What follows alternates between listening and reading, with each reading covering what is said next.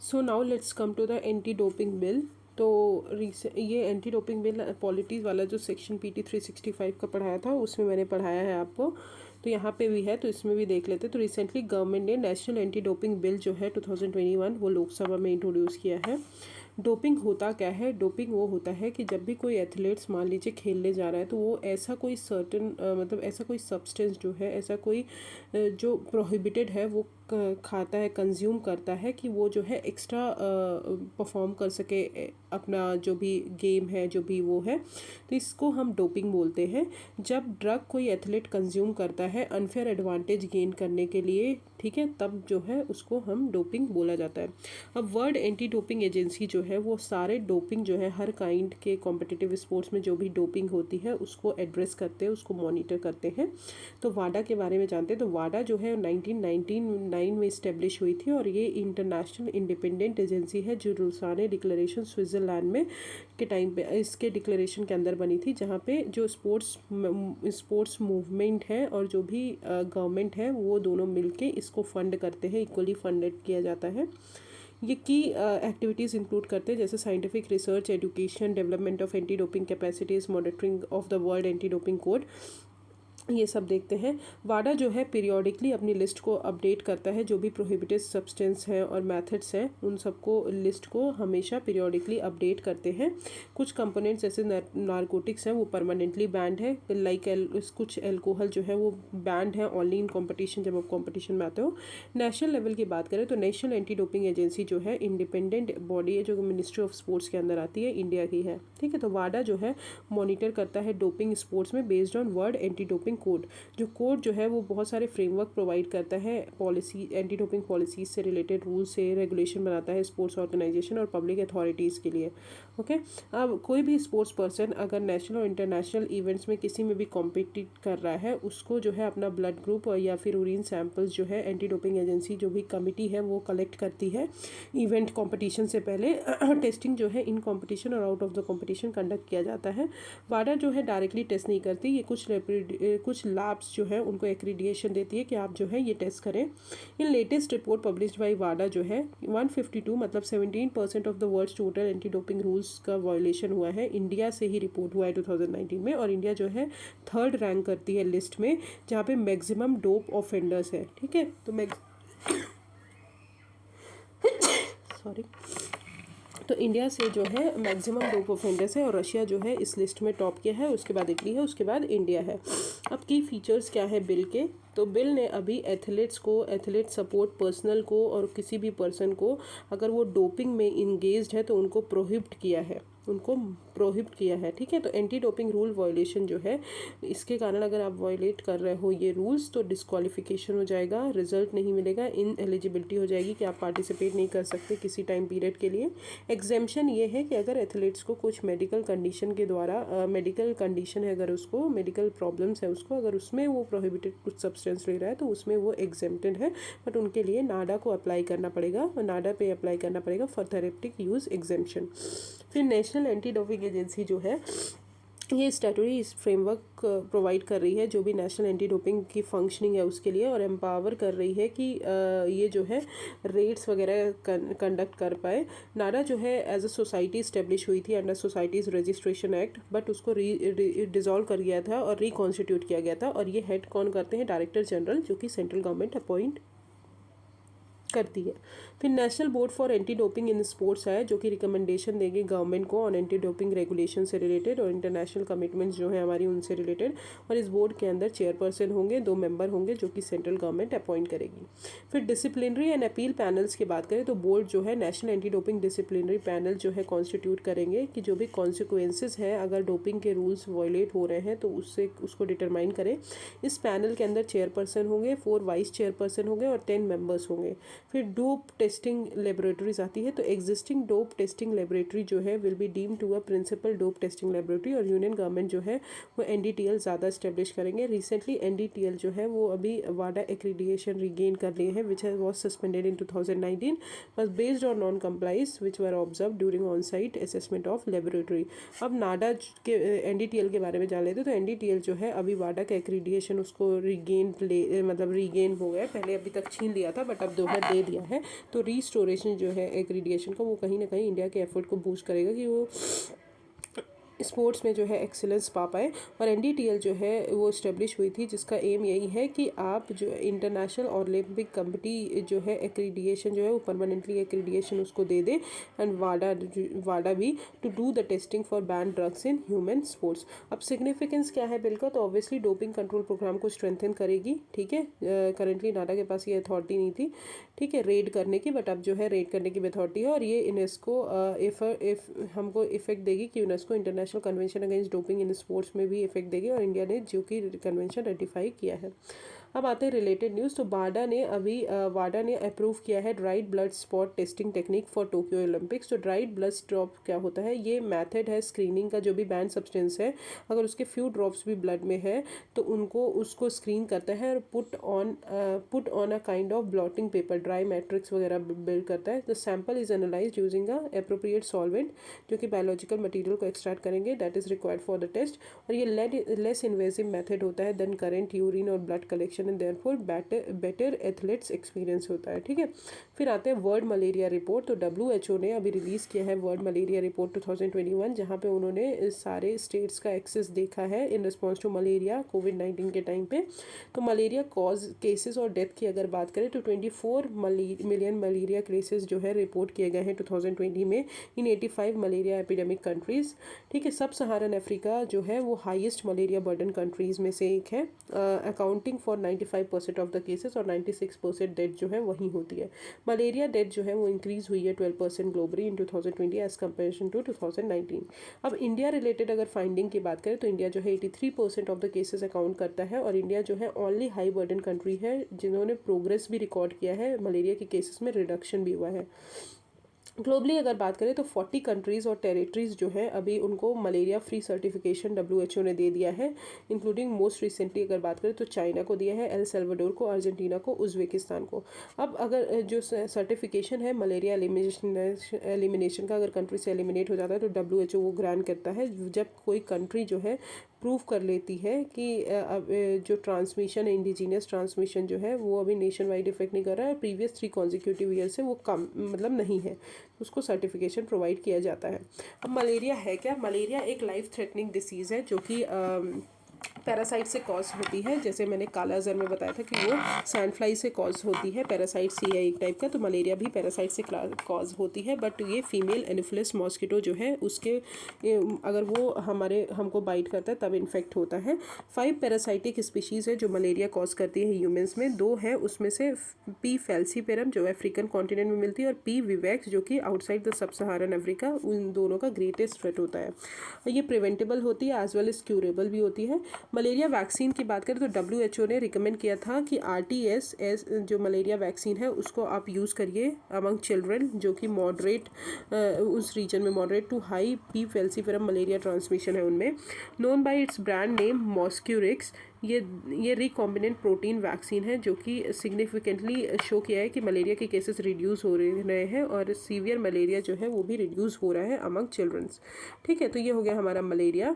फिर देखते हैं कुछ गोल्स हैं जो हमारे मेजर्स जो हमने मलेरिया को एलिमिनेट करने के लिए लिए हैं। तो पहला है WHO ग्लोबल मलेरिया प्रोग्राम, ये जो है ग्लोबल टेक्निकल स्ट्रेटजी जो है फॉर मलेरिया 2016-30 में उससे बनी है, जो कि वर्ल्ड हेल्थ असेंबली ने अडॉप्ट किया था। तो उसके कुछ टारगेट्स हैं। तो मलेरिया मोर्टेलिटी रेट्स जो है उसको हमको रिड्यूस करना है 2015 तक कंपेयर विथ 2015, ठीक है, एटलीस्ट 40%, ठीक है, और 2030 तक एटलीस्ट 90%। मलेरिया केसेस इंसिडेंट्स जो है ग्लोबली रिड्यूस करना है एटलीस्ट 90% बाई 2030। एलिमिनेट करना है मलेरिया कंट्रीज से 2015 लेवल की अगर बात करें तो एटलीस्ट 35 कंट्रीज में 2030 तक। और prevent reestablishment of malaria in all countries that are malaria free, तो रीस्टेब्लिशमेंट प्रिवेंटेड है 2030 तक। फिर malaria elimination research alliance India का प्रोग्राम है, ये इसका पर्पस यही है कि जो जो भी हमारे कंट्री को मलेरिया एलिमिनेट करने के लिए जो भी नीड है, जो भी ज़रूरत है, उन सब चीज़ों को आइडेंटिफाई करना। E2025 initiative, under this WHO ने आइडेंटिफाई किया है 25 कंट्रीज़ को कि उनको मलेरिया इरेडिकेट करना है 2025 तक। High burden to high impact initiative जो है, ये भी WHO का इनिशिएटिव है, जो कि 11 malaria burden countries including India भी उसी में आता है, तो उसको इंक्लूड किया है। ठीक है, तो फिर आते हैं national strategy plan for malaria elimination. ये जो है year wise elimination target provide करेगा कंट्रीज़ के जो भी हमारी कंट्रीज़ हैं उनके बेसिस पे कि उनकी एपिडेमिसिटी कितनी है, कितना जो वो रिस्क में है, तो उसके हिसाब से। फिर ministerial declaration on accelerating sustaining malaria elimination in south east Asia region CR, India भी इसका सिग्नेटरी है। National task force on malaria elimination, जो कि इंटर सेक्टोरल कॉर्पोरेशन और इंगेजमेंट बढ़ाएंगे सारे स्टेक होल्डर्स में मलेरिया एलिमिनेट करने के लिए। Parliamentary and legislative forum on malaria elimination जो है वो भी फॉर्म हुआ है। अब आते हैं global technical strategy for malaria 2016-30। Pillar 1 जो है पहला है कि हमको यूनिवर्सल एक्सेस कराना है जो भी हमारी डायग्नोसिस और ट्रीटमेंट है सबके लिए। पिलर 2 क्या है कि एफर्ट्स एक्सेलरेट करने हैं कि जो एलिमिनेशन है हम वो उसको एलिमिनेट कर पाए, मलेरिया को ट्रांसफॉर्म कर पाए मलेरिया सर्विलेंस को कोर इंटरवेंशन के लिए। सपोर्टिंग एलिमेंट है तो पहले इनोवेशन और एक्सपैंडिंग रिसर्च बढ़ाने हैं, और दूसरा स्ट्रेंथन करना है हमारे इनेबलिंग एनवायरनमेंट को। Okay, so this is the malaria, I hope it is clear. Now let's come to the trans fat. तो ट्रांस फैट भी मैंने PT 365 का जो हेल्थ पार्ट पढ़ाया था उसमें मैंने ट्रांस फैट भी पढ़ाया आपको। तो ट्रांस फैट की अगर बात करें तो WHO ने अभी 3rd प्रोग्रेस रिपोर्ट जो है ग्लोबल ट्रांस फैट एलिमिनेशन 2021 की रिलीज़ की है, जिसका टाइटल है काउंट डाउन टू 2023। की हाइलाइट्स क्या है रिपोर्ट्स के वो देख लेते हैं, उसके बाद हम ट्रांस फैट पढ़ते हैं। तो progress in efforts world wide बताएं तो सिंस May 2020 सिग्निफिकेंट प्रोग्रेस हुआ है हमारा TFA एलिमिनेशन के लिए around the world. Mandatory trans fatty acids जो है एलिमिनेट करना है 57 कंट्रीज़ में, और बेस्ट परफॉर्मेंस है इंडिया और फिलीपींस जो है। इंडिया और फिलीपींस जो है first and second lower middle income countries हैं जहाँ पे ये बेस्ट प्रैक्टिसेस पॉलिसीज़ जो है अप्लाई की गई हैं। अब ट्रांस फैटी एसिड्स होते क्या हैं? ट्रांस फैटी एसिड्स वो अनसेचुरेटेड फैटी एसिड्स होते हैं। 2 टाइप के फैटी एसिड्स होते हैं, सेचुरेटेड और अनसेचुरेटेड। वो टाइप के तो ट्रांस फैटी एसिड्स जो होते हैं वो अनसेचुरेटेड फैटी एसिड्स होते हैं, तो नेचुरल और या फिर इंडस्ट्रियल सोर्सेज से आते हैं। नेचुरल अकरिंग ट्रांस फैट की अगर बात बताएं तो वो रूमिनेंट्स जो कि काउज और शिप्स के दूध और घी से आते हैं। इंडस्ट्रियल प्रोड्यूस ट्रांस फैट की बात करें तो वो जो है वेजिटेबल जो फैट्स है उसको हार्डन करने के लिए, सॉलिड बनाने के लिए, such as margarine and often present in snacks food, baked foods और फ्राइड फूड्स, उसके लिए होता है। इंडस्ट्रियली प्रोड्यूस जो ट्रांस फैट होते हैं उसमें हम हाइड्रोजन ऐड करते हैं वेजिटेबल ऑयल में कि उसको जो लिक्विड फॉर्म का है वो सॉलिड फॉर्म का बन जाए और उसकी शेल्फ लाइफ जो है वो बढ़ जाए। तो पार्शली हाइड्रोजनेटेड जो ऑयल्स होते हैं वो हमारे इंडस्ट्रियली प्रोड्यूस ट्रांस फैट होते हैं। मैन्युफैक्चरर्स उसको इसलिए यूज़ करते हैं कि हमारी जो सेल्फ लाइफ है, कोई चीज़ सॉलिड बन जाती है तो हम उसको ज़्यादा दिन तक यूज़ कर सकते हैं और वो चीपर होती है other than fats. Health impacts क्या होते हैं कि ऑब्वियसली हार्ट अटैक्स के और डेथ के रिस्क जो है, हार्ट डिसीज़ के रिस्क इंक्रीज़ हो जाते हैं। अप्रॉक्सीमेटली अगर बताएं तो 5,40,000 जो डेथ्स हैं हर ईयर ग्लोबली और 60,000 इंडिया में, वो इसी के कारण होती है।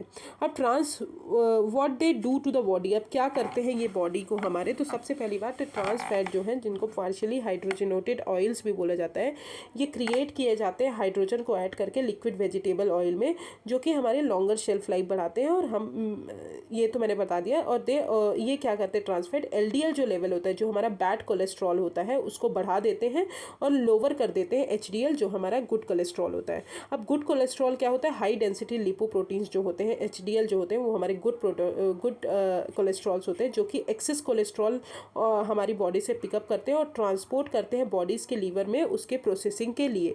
अब LDL की बात बताएं तो ये बैड कोलेस्ट्रॉल होते हैं, ये ट्रांसपोर्ट करते हैं हमारा कोलेस्ट्रॉल पूरी बॉडी में।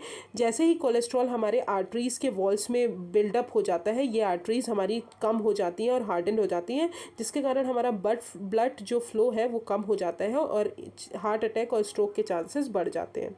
अब ये आता कहाँ से? तो ट्रांस फैट जो है वो हाइड्रोजनेशन से क्रिएट किया जाता है, अ केमिकल प्रोसेस जिसमें हम वेजिटेबल ऑयल में हाइड्रोजन ऐड करते हैं और ये सॉलिड होते हैं। मोर ट्रांस फैट इट कंटेन्स, जितना सॉलिड मटेरियल होगा उतना ज़्यादा ट्रांस फैट कंटेन करेगा।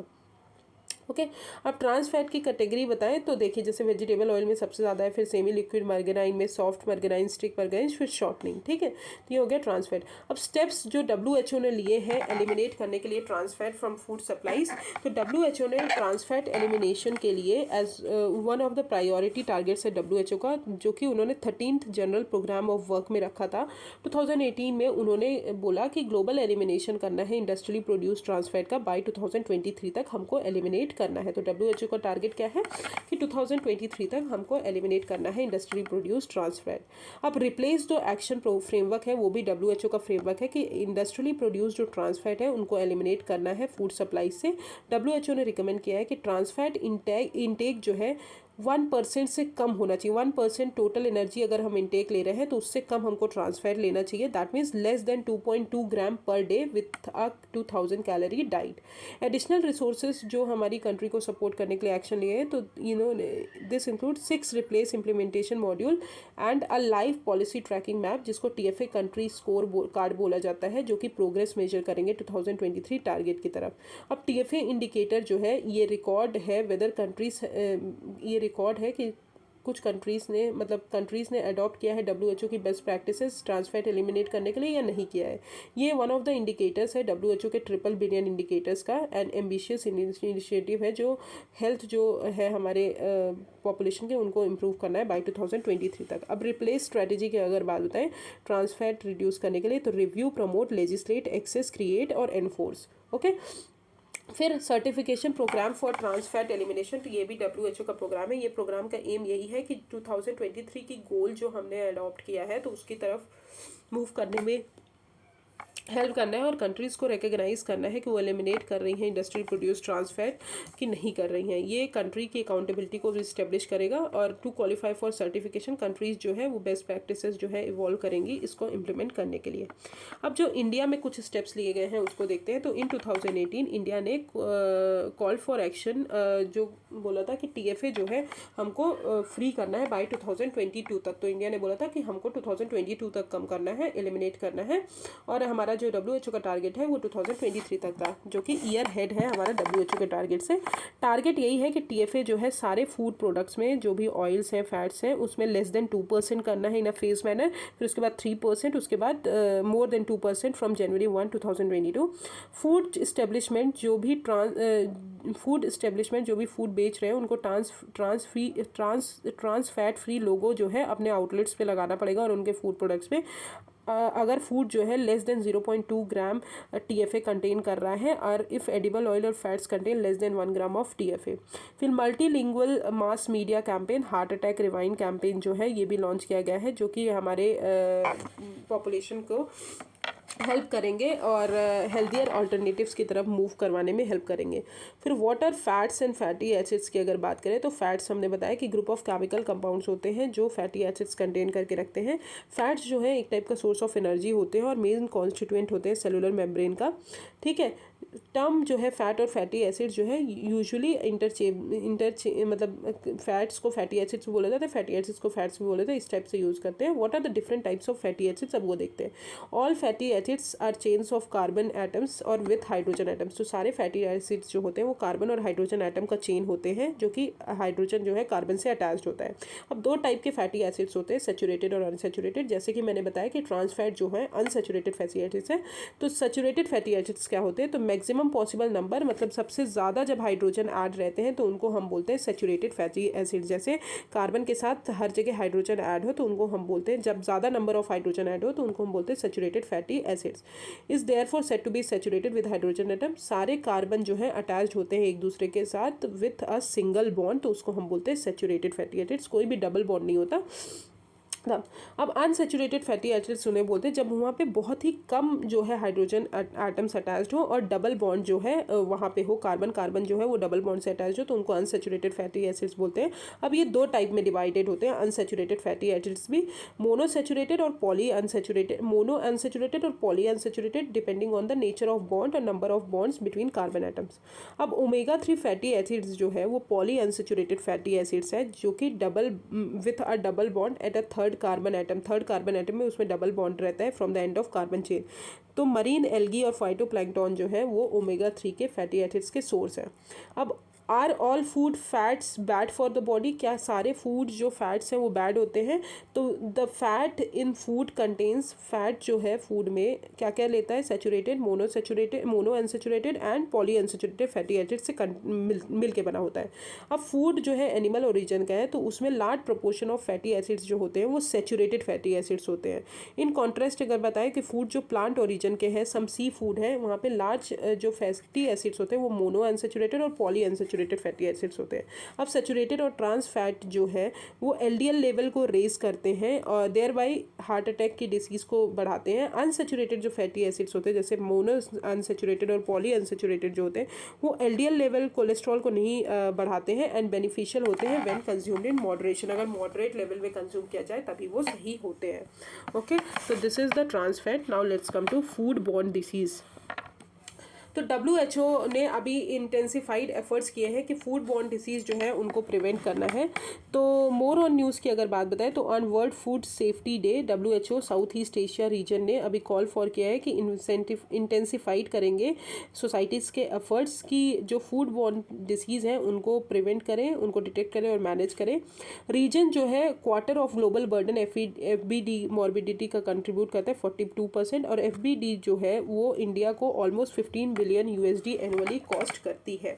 अब फूड बॉर्न डिसीज़ क्या होती है? फूड बॉर्न डिसीज़ जो होती हैं वो डिसीज़ होती हैं जो कि हम फूड जब हम कंटामिनेट करते खाते हैं किसी भी स्टेज में, मतलब किसी भी स्टेज में फूड जो है कंटामिनेट हो जाता है, जैसे कि फूड प्रोडक्शन से लेकर डिलीवरी। और ये फैक्टर्स रिस्पॉन्सिबल है कि एनवायरनमेंट कंटेमिनेशन है, एनवायरनमेंट सही नहीं है, एनवायरनमेंट के कारण जो एनवायरनमेंट में गंदगी है वो कहीं ना कहीं हमारे फूड में जा रही है प्रोसेसिंग करते time, unsafe food storage, processing नहीं है, कॉम्प्लेक्स फूड चेन है।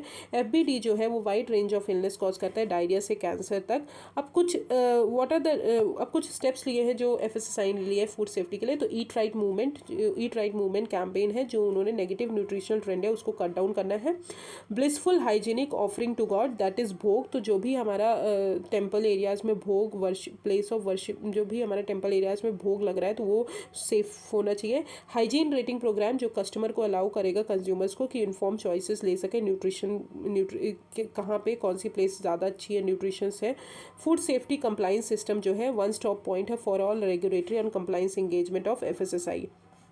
अब what are the classification food borne disease की अगर क्लासिफिकेशन करने पाए तो फूड बॉर्न इन्फेक्शन होता है और फूड बॉर्न इंटॉक्सिकेंट्स होते हैं। तो फूड बॉर्न इन्फेक्शन की अगर बात करें तो ये जो भी फूड हम कंज्यूम करते हैं और लिक्विड कंज्यूम करते हैं जिसमें बैक्टीरिया रहता है, वायरस रहता है, पैरासाइट्स रहता है, तो उससे हमको फूड बॉर्न इन्फेक्शन हो सकते हैं।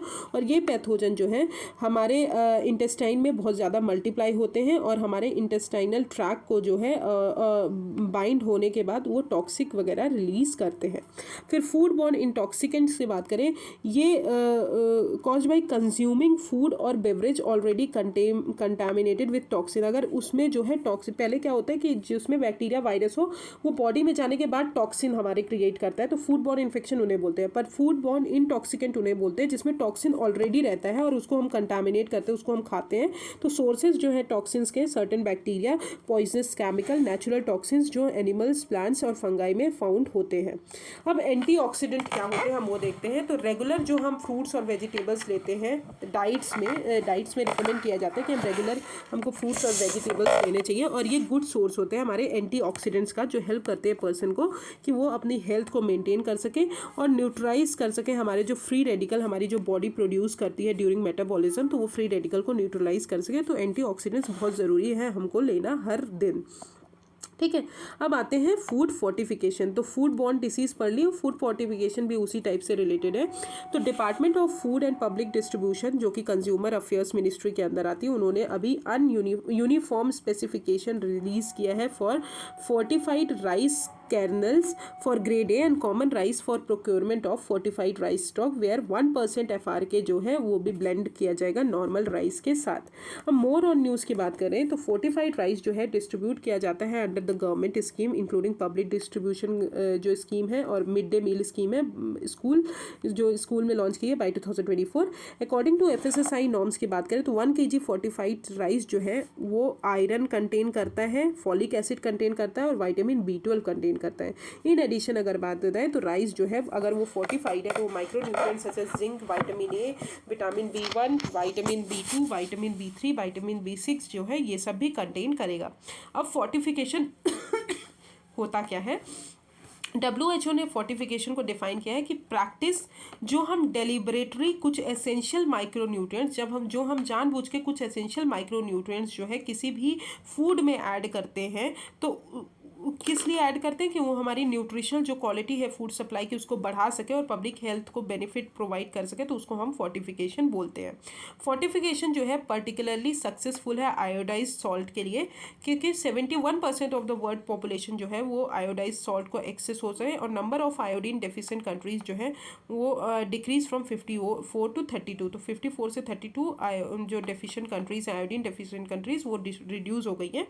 अदर कॉमन एग्जाम्पल्स अगर फोर्टिफिकेशन का बताएं तो adding vitamin B, iron, zinc to wheat flour and adding vitamin A to cooking oil and sugar. अब फोर्टिफिकेशन जो है बहुत सारे प्रोसेस के थ्रू सेवरल फॉर्म्स के थ्रू किया जा सकता है। पहला है मास फोर्टिफिकेशन, जब हम वन और मोर माइक्रो न्यूट्रिएंट्स ऐड करते हैं जो कि हमारी जनरल पब्लिक और कंज्यूम करती है। टारगेटेड फोर्टिफिकेशन की बात करें तो कोई स्पेसिफिक सब ग्रुप जो है पॉपुलेशन का के लिए।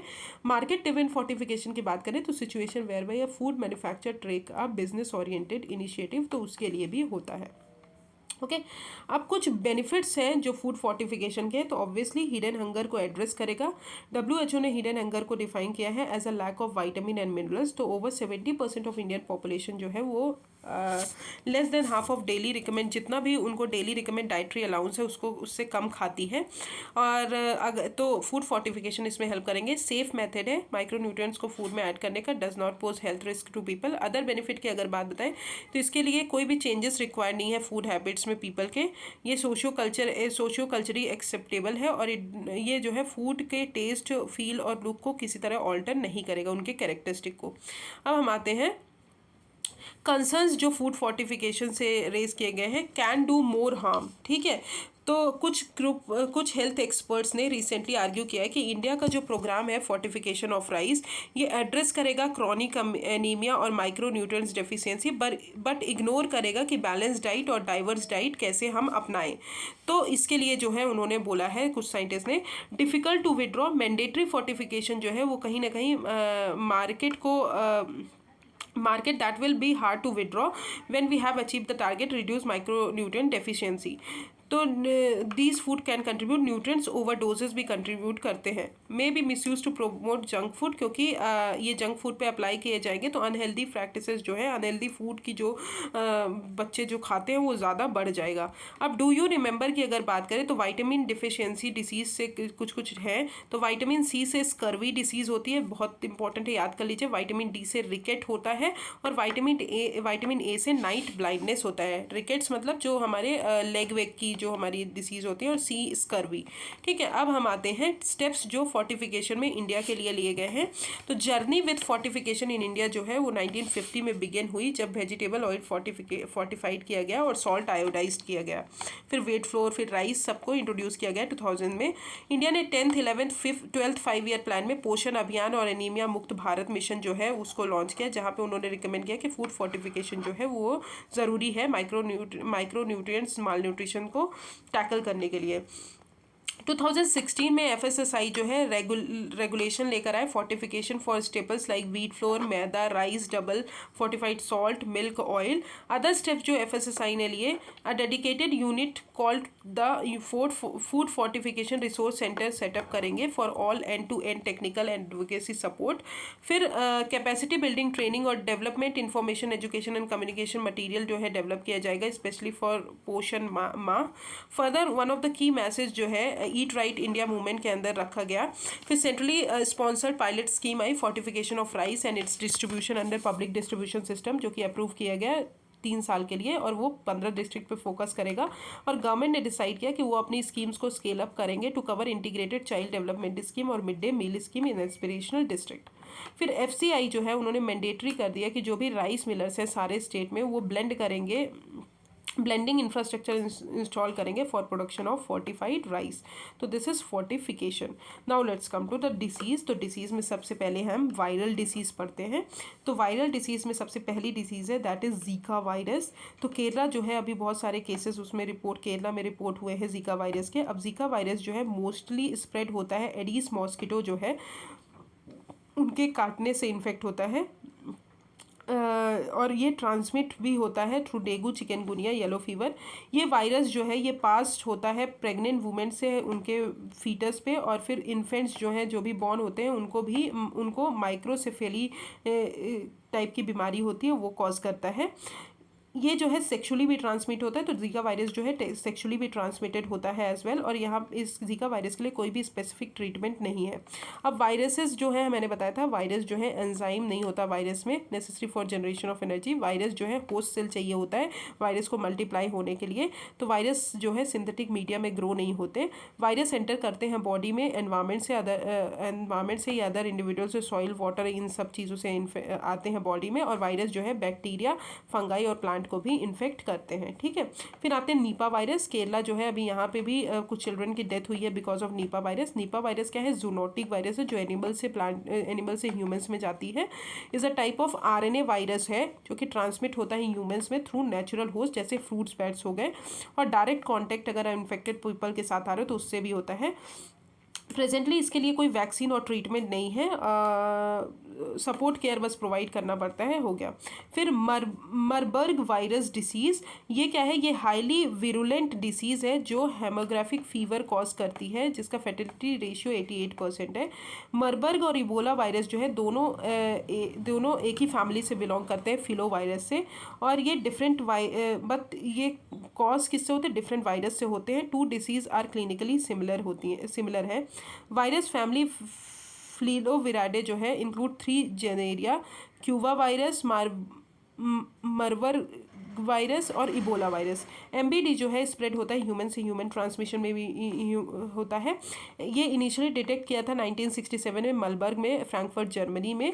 रिसेंटली अगर बात बताएं तो ये गिनिया में कंफर्म हुआ है। ह्यूमंस जो है ये इन्फेक्शन से अगर होते हैं तो ये जो माइंस होती हैं वहाँ पे जो ह्यूमंस काम करते हैं उनमें ज़्यादा होता है, और केव्स में जो भी बैट से it can spread human to human, transmission में भी स्प्रेड होता है। डायरेक्ट कॉन्टैक्ट में अगर इन्फेक्टेड पर्सन के आ रहे हैं तो आपको इन्फेक्ट हो जाएगा। फिर Ebola virus recently Ivory Coast जो है वो फर्स्ट इबोला वायरस केस जो है रिकॉर्ड हुआ है। इबोला वायरस डिसीज़ जो है वो इबोला हेमोग्राफिक फीवर भी बोलते हैं। ये सीवियर है जो कि ह्यूमंस और प्राइमेट्स को अफेक्ट करती है। ये 1976 में डिस्कवर हुई थी, और ये एक जूनोटिक डिसीज़ है जो स्प्रेड होती है वाइल्ड एनिमल से ह्यूमन में, और डायरेक्ट कॉन्टैक्ट अगर ह्यूमन पॉपुलेशन के बीच में आ गए तो ह्यूमन से ह्यूमन में भी इफेक्ट होती है।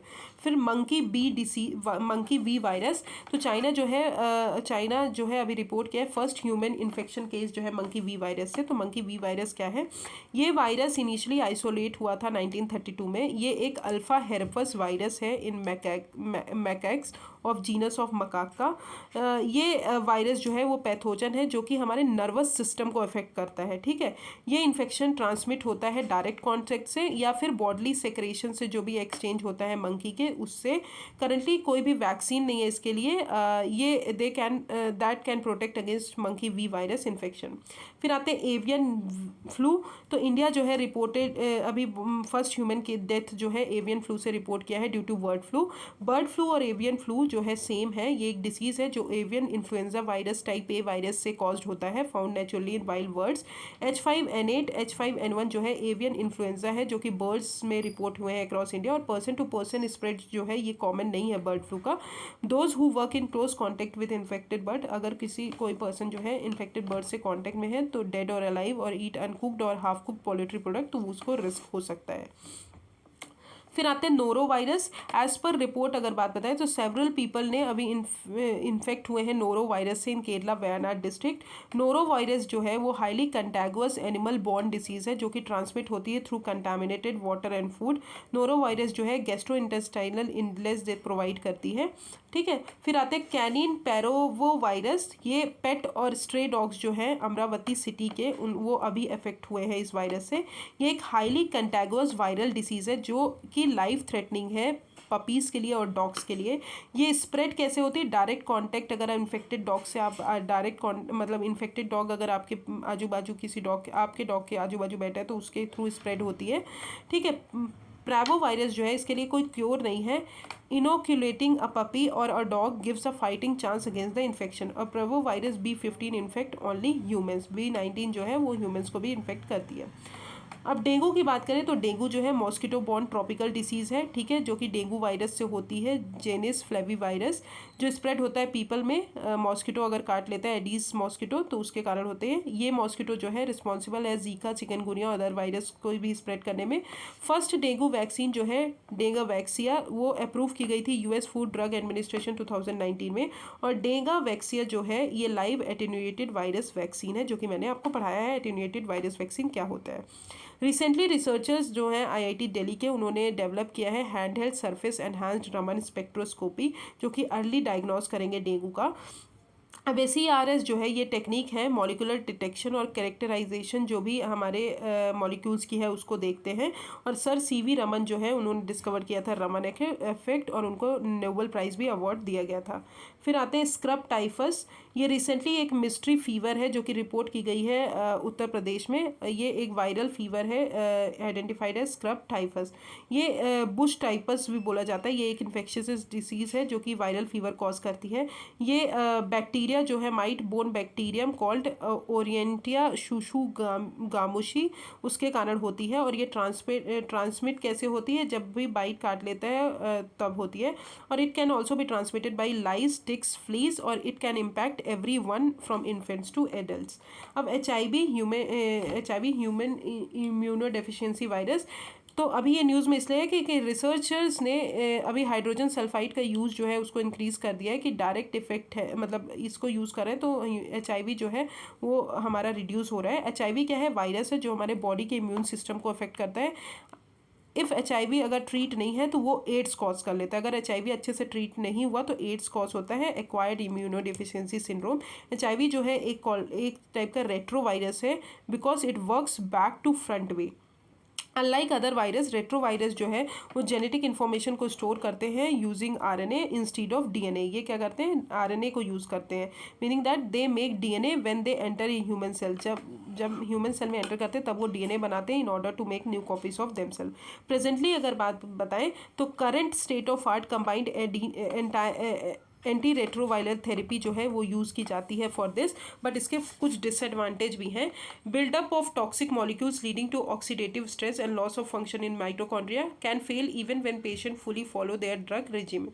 Recently food and drug administration ने अभी वर्ल्ड का पहला इंजेक्टेबल मेडिकेशन जो है उसको अप्रूव कर दिया है for reducing risk of HIV, और उसका नेम क्या है ड्रग का? एप्रीट्यूड, ठीक है। तो ये हो गया HIV। Now let's come to other disease जो इंपॉर्टेंट है। तो सबसे पहली आती है डिमेंशिया। तो ये न्यूज़ में इसलिए है कि लैंसेट रिपोर्ट आई है तो नंबर ऑफ डिमेंशिया केसेस जो हैं वो ऑलमोस्ट डबल हो गए हैं इंडिया में, डबल हो जाएंगे इंडिया में बाय 2050। स्टडी ने एट्रीब्यूट किया है कि डिमेंशिया केसेस जो हैं वो इंक्रीज़ हो रहे हैं, जिसके कारण 3 रिस्क फैक्टर बढ़ रहे हैं। पहला है हाई बॉडी मास इंडेक्स मतलब obesity, high fasting plasma glucose और स्मोकिंग। डिमेंशिया जो है एक जनरल टर्म है जो कि यूज़ किया जाता है कि जब भी आपको डिमेंशिया की बीमारी होती है तो आपकी मेमोरी लॉस हो जाती है, लैंग्वेज बोलने में आपको प्रॉब्लम होती है, प्रॉब्लम सॉल्व नहीं कर पाते, अदर थिंकिंग एबिलिटीज़ की प्रॉब्लम आती है। अल्जीमर डिसीज़ जो है ये मोस्ट कॉमन टाइप का डिमेंशिया है। WHO ने अभी ब्रॉड किया है global action plan the public health response to dementia 2017 to 2025। इसका एम है कि जो भी पीपल डिमेंशिया से रह रहे हैं उनकी लाइफ को इम्प्रूव करना है। फिर आता है हवाना सिंड्रोम। एक US इंटेलिजेंस ऑफिसर ने अभी हवाना सिंड्रोम हुआ है while he was in India. तो हवाना सिंड्रोम है क्या? हवाना सिंड्रोम एक टाइप की मेंटल हेल्थ सिम्टम है जो कि हियरिंग प्रॉब्लम जो होती है, साउंड प्रॉब्लम जो हम कान से सुनते हैं, उस नॉइज़ प्रॉब्लम बढ़ाती है without any outside noise being present. Nausea, vertigo, headache, memory loss, issues with balance. ये जो है पहली बार रिपोर्ट की गई थी US में embassy in Cuba. US national academy of science panel जो है उन्होंने मोस्ट प्लॉसिबल थ्योरी फाउंड की है इसके लिए। फिर आते हैं एस्पर्जर्स सिंड्रोम। ये अभी टेक बिलियनर एलॉन मस्क जो है उन्होंने अनाउंस किया है that he has Asperger's syndrome. उन्होंने अनाउंस किया कि उनको एस्पर्जर्स सिंड्रोम है। ये एक डिसऑर्डर है जहाँ पे पीपल जो है अपने सोशल रिलेशनशिप में बहुत ही ट्रबल में बीतती है उनकी social relationship. It belongs to the autism spectrum which can severely inhibit a person mental and social development. ये डिसऑर्डर जो है इसको नेम किया गया है आफ्टर डॉक्टर हंस एस्पर्जर, जिन्होंने पहली बार डिस्क्राइब किया था इसको। और ये जो डिसीज़ है ये it become a part of one umbrella diagnosis of autism spectrum disorder in diagnosis statistical manual of mental disorder 5। फिर जीस्टेशनल डायबिटीज़ मिलाइटस। ये जीडीएम क्या है? ये एक डिग्री ऑफ ग्लूकोज इंटॉलरेंस है जो हमारी बॉडी में होता है with onset and first recognition during pregnancy, जब हम प्रेग्नेंट होते हैं। गवर्नमेंट ने गाइडलाइन दी है diagnosis management of GDM in pregnant women as per which testing जो है इंक्लूड करेगा essential antenatal care package for all pregnant women. तो ये हो गई कुछ other disease. Now let's come to other important news. तो स्वास्तिक जो है ये टेक्नोलॉजी फॉर डिसइन्फेंटिंग वाटर। तो स्वास्तिक जो है ये CSIR NCL पुणे ने डेवलप किया है from water technology initiative, department of science and technology. Swastik जो है, स्वास्तिक का फुल फॉर्म है safe water and sustainable technology initiative for India knowledge base. ये एक हाइब्रिड टेक्नोलॉजी जो कि मॉडर्न टेक्नोलॉजी और इंडिया की ट्रेडिशनल जो नॉलेज है उनको इन्वॉल्व करके बनी है कि हमारा जो ड्रिंकिंग वाटर है वो हेल्दी हो और वो सेफ हो। इस टेक्निक में हम हाइड्रोडायनेमिक कैविटेशन कंबाइन करेंगे, केमिस्ट्री, बायोलॉजी और केमिकल इंजीनियरिंग जो है along with natural resources in the form of natural oils and plant extracts. Disinfection of water जो है ये एसेंशियल है फॉर जो भी हमारे पैथोजेनिक माइक्रो ऑर्गेनिज्म है उनको रिमूव करने के लिए, जो कि रिस्पॉन्सिबल है वाटर बोर्न डिसीज कॉज करने के लिए। हाउएवर द कॉमन ड्रॉबैक है इस मेथड का, क्लोरिनेशन जो है इसमें इंक्लूड होता है, formation of harmful कार्सियोजेनिक disinfection by product. फिर आते हैं वुल्वाचिया बैक्टीरिया। रिसेंटली इंडोनेशियन रिसर्च ने अभी डेंगू केसेस जो है उनके यहाँ रिड्यूस हुए हैं after breeding dengue mosquitoes with Wolbachia bacteria. Wolbachia क्या है? एक टाइप का कॉमन बैक्टीरिया है जो कि naturally almost 60% of the insect species में होता है, कुछ मॉस्किटोज़ में होता है, ड्रैगन फ्लाई में होता है, और ये सेफ़ होते हैं ह्यूमंस के लिए। ये नेचुरली एडिस एजिप्टी मॉस्किटो में नहीं होता, ठीक है, जो कि डेंगू स्प्रेड करता है, चिकनगुनिया वगैरह। व्हेन एडिस एजिप्टी मॉस्किटो जो है अगर वुल्वाचिया कैरी कर रहे हैं तो बैक्टीरिया जो है वो कहीं ना कहीं वायरस से कॉम्पीट करेगा लाइक डेंगू और ये, और हमारे जो वायरस हैं वो रिप्रोड्यूस नहीं कर पाएंगे, तो हमारा इन्फेक्शन भी रिड्यूस हो पाएगा। फिर MB टैग की बात करें तो IIT रोपर ने एक डिवाइस डेवलप किया है दैट इज़ MB टैग, जो कि हमारे टेम्परेचर जो है ड्यूरिंग ट्रांसपोर्टेशन ऑफ, जब भी हम पेरिशेबल प्रोडक्ट वैक्सीन जो है ये सब ट्रांसपोर्ट करते हैं तो उनके टेम्परेचर को मेजर करने के लिए है। ये डिवाइस हेल्प करेगा कि आइटम को कितना टेम्परेचर चाहिए, आइटम ट्रांसपोर्टेड फ्रॉम एनीवेयर वो पेरिस्ड है या नहीं है, यूजेबल है या नहीं है। फिर आते हैं प्रोटीन एंटीबॉडी कॉन्जुगेट। तो ये PACs ये अप्रोच है जहाँ पे हम बायोलॉजी और एंटीबॉडी के कॉन्सेप्ट को मिला के बनाए हैं। ड्रग कॉन्जुगेट है जो कि PAC प्रोड्यूस करेगा, जो कि टारगेटेड ड्रग डिलीवरी के लिए यूज़ किया जाएगा। अब बायोलॉजी अप्रोच जो है ड्रग डिलीवरी की, वो डिफेक्टिव प्रोटीन को टारगेट करती है सिस्टम के और उस प्रोटीन को डिलीवर करती है बॉडी में। अदर कॉन्सेप्ट जो है हम उसमें एंटीबॉडीज़ यूज़ कर रहे हैं, तो ड्रग मॉलिक्यूल्स जो हैं वो एंटीबॉडीज से अटैच किए जाएंगे और forming drug antibody conjugate. However ये देयर कुछ डिसीज़ हैं जहाँ पे रिसर्चर्स ने देखा है कि ये टारगेट नहीं कर पाते, तो PACs is like an address envelope containing the drug. Antibodies plays the role of address and indicate the cells where the drug should precisely delivered. फिर आते हैं WHO का बायो हब इनिशिएटिव। तो WHO और स्विट्ज़रलैंड ने अभी ministry of memorandum of understanding sign की है, बायो हब फैसिलिटी लॉन्च किया है। जो भी हमारे पैथोजेंस हैं उनकी रैपिड शेयरिंग करनी है बिटवीन लेबोरेटरीज एंड पार्टनर्स कि सेफ स्टोरेज, बेटर एनालिसिस कर सकें हम उनका। प्रेजेंटली पैथोजेंस जो है वो बायलैटरली शेयर किए जाते हैं दोनों कंट्रीज, मतलब between the countries. Initiative help करेगा कि जो भी मेंबर स्टेट हैं वो शेयर करें बायोलॉजिकल मटेरियल्स बिया bio hub under pre agreed condition, ठीक है। ये मूव जो है हमको हेल्प करेगा कि जो भी हमारा SARS COVID-19 जो फ्लो हुआ था उसके लिए बेटर प्रैक्टिसेस को डेवलप करने में हेल्प करेगा। फिर आते हैं global sodium benchmark for different food categories. तो WHO ने अभी ये ग्लोबल बेंचमार्क जो है स्टैब्लिश किया है for sodium level in food across different food categories. WHO ने रिकमेंड किया है कि डेली इनटेक जो है सॉल्ट और सोडियम का वो 5 ग्राम होना चाहिए, but most of the people जो है इससे डबल जो है सोडियम और सॉल्ट लेते हैं। सोडियम जो है नेसेसरी है हमारे नॉर्मल सेल मेटाबॉलिज्म को बढ़ाने के लिए, हेल्थी प्लाज्मा को बढ़ाने के लिए, और ये नेचुरली बहुत सारे फूड्स में मिलता है लाइक मीट और डेयरी। हाउएवर ये जो है बहुत ज़्यादा अमाउंट में प्रेजेंट होता है, प्रोसेस्ड फूड होते हैं, स्नैक्स होते हैं, ब्रेड होते हैं। एक्सेस डाइटरी सोडियम इंटेक जो है वो कहीं ना कहीं हमारे ब्लड प्रेशर को इंक्रीज़ करेगा और कार्डियोवास्कुलर डिजीज़ है उनको भी बढ़ा देगा। So this is the end of health part. I will start defence tomorrow and मैं एनवायरमेंट पार्ट भी मैं आपको पढ़ा ही रही हूँ, तो वो भी आपका अपलोड हो जाएगा। And thank you so much. अगर कोई प्रॉब्लम है हेल्थ पार्ट में तो आप प्लीज़ मुझे कमेंट सेक्शन में मैसेज करिए, या फिर एस्पिरेंट्स का जो बोर्ड चैनल है उसमें मैसेज करिए। Thank you.